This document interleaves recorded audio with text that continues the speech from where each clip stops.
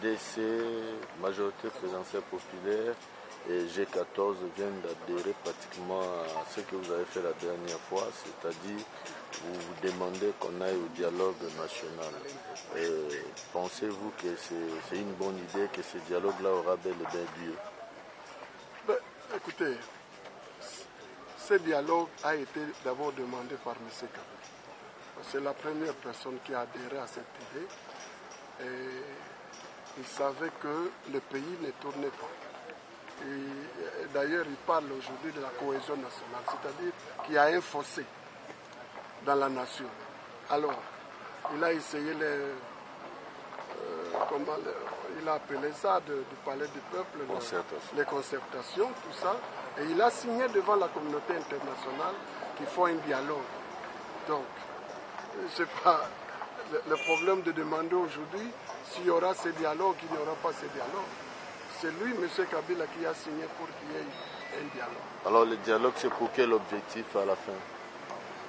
Mais puisque M. Kabila, il n'a pas de mandat, il n'a pas été élu par le peuple congolais. C'est pour qu'il remette le pouvoir à M. Etienne Tshisekedi qui a gagné l'élection présidentielle de 2011. Vous avez besoin de l'opposition ou de l'opposition et ceux qui sont au pouvoir pour vous rejoindre dans cette démarche de dialogue national? Mais le pays appartient à tout le monde. Les élections, tous nous sommes allés aux élections. Et tout le monde sait, ceux de forces kabylistes comme nous savons qui a gagné cette élection. En tout cas, de bonne foi, même si on aimait Kabila, mais il n'a pas réussi cette élection. Donc, c'est tout le peuple congolais qui sait que c'est Etienne Tshisekedi qui a gagné et maintenant qui nous amène au dialogue pour réaliser et remettre le pouvoir à Etienne Tshisekedi. Je crois que c'est une bonne chose que les choses se fassent ensemble. Je crois que ça nous amène la paix. Dans une année, quelques mois, ça sera 2016. Ça veut dire si vous tenez au dialogue, on n'aura pas des élections en 2016. Nous soutenons que les élections se tiennent en 2016. Mais quand bien même il resterait 2 ans et demi, c'est Etienne Tshisekedi qui doit diriger. Merci. Donc, je voulais que Etienne Tshisekedi puisse organiser les élections de 2016, en clair.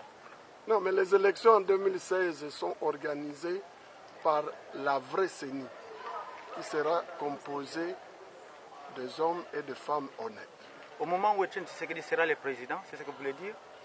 Exact. Au moment où Etienne Tshisekedi sera le président, parce qu'il ne faut pas entrer dans cette affaire des élections.